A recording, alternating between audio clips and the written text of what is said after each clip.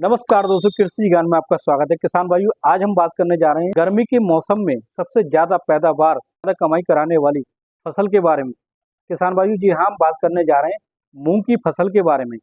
मूंग की फसल एक ऐसी फसल है जो कि हमारी तीसरी फसल होती है। जैसे हम सरसों को काटने के बाद ही हम मूंग की फसल जो मार्केट में बहुत ही अच्छे रेट मिल रहे हैं, बहुत अच्छे दाम मिल रहे हैं और इसकी पैदावार भी अच्छी है। किसान भाइयों को बहुत ही अच्छा मुनाफा देखने को मिल रहा है।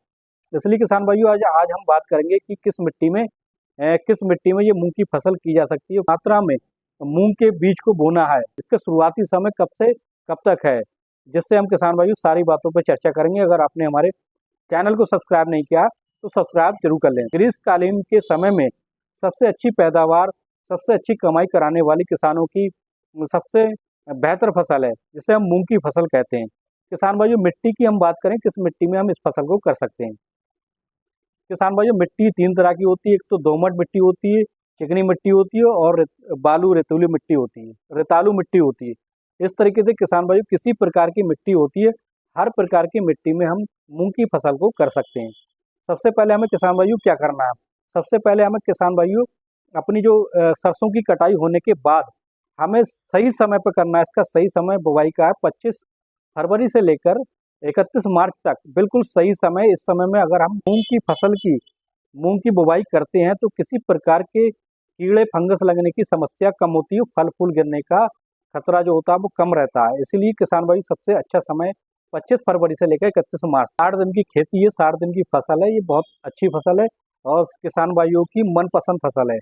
और इसलिए हम किसान भाइयों हम बात करने जा रहे हैं कि इस फसल में सबसे पहले हम इसकी जो पलेवा कर देते हैं, पलेवा करने के बाद हमें पेंडामेंथलिन, सिंगल जुताई करने के बाद पेंडामेंथलिन जो हर्बिसाइड है उसका प्रयोग करना है, जिससे जो हमारी फसल है किसी प्रकार के खरपतवारों से बची रहे।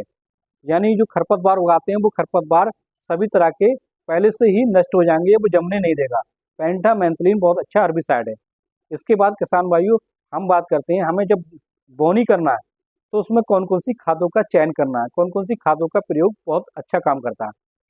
सबसे पहले हमें किसान भाइयों लेना 30 से 35 किलोग्राम डीएपी प्रति एकड़ के हिसाब से, और इसके साथ हमें लेना 20 से 25 किलोग्राम प्रति एकड़ के हिसाब से पोटास से, और उसके साथ हमें 10 किलो सल्फर सल्फर जरूर लेना है। किसान भाइयों कोई भी दलहन या तिलहन की फसल हो उसमें सल्फर का प्रयोग बहुत करना है, कि सल्फर एक तरह का फंगिसाइड का कार्य करता है। ये बहुत ही अच्छा काम करता है, ये फसल को सूखने से बचाता है और बहुत से रोगों से बचाता है। इसलिए हमें 10 किलोग्राम प्रति एकड़ के हिसाब से सल्फर का भी प्रयोग करना है। तो अगर हमारी पिछली फसल में किसी प्रकार के अवशेष रह जाते हैं, जैसे हम सरसों की फसल करते हैं उसमें किसी प्रकार के अवशेष रह गए हैं, तो उसको गलाने के लिए 25 किलोग्राम प्रति एकड़ के हिसाब से यूरिया का भी प्रयोग कर सकते हैं, जिससे हमारी फसल के अवशेष होंगे वो आराम से गल जाएंगे। अब हम बात करते हैं टॉप वैरायटी सीड्स के बारे में। मूंग के जो सबसे अच्छे बीज हैं जो 6 से 8 क्विंटल तक प्रति एकड़ में पैदावार दे सकते हैं, और ये सभी रोगों से लड़ने की क्षमता होती है। हम कह सकते हैं कि रोगजनक बीज हैं। और इनकी सबसे टॉप वैरायटी के बारे में हम बात करने जा रहे हैं, IFSA का बंसी गोल्ड।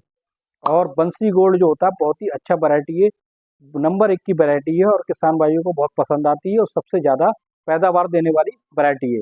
नंबर 2 पे आती है सम्राट की सम्राट की मूंग सीड्स। ये भी बहुत अच्छी वैरायटी, कुछ किसान भाइयों ने पिछले साल किया था।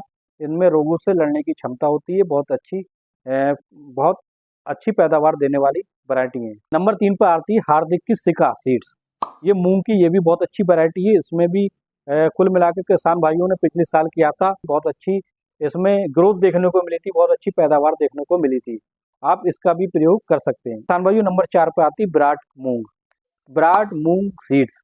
ये भी बहुत अच्छी पैदावार देने में सक्षम होती है, बहुत अच्छी मूंग सीड है। किसान भाइयों ये हमने 4 सीड्स बताएं, ये नंबर टॉप पर आते हैं और इनकी पैदावार सबसे अच्छी होती है, और ये इसमें रोगों से लड़ने की क्षमता ज़्यादा होती है। उसकी बुवाई की बात करें, हमें एकड़ में कितना बीज बोना है, इसकी क्यारियों के हिसाब होता है। किसान भाइयों अगर हम क्यारियों की दूरी अगर ज़्यादा बढ़ा देते हैं तो उसमें हमें उसी हिसाब से बीज का चयन करना है, लेकिन क्यारियों की दूरी थोड़ी सही होनी चाहिए, जिससे हम बीज 10 से 12 किलोग्राम एकड़ के हिसाब से बीज की हमें बोनी करना है।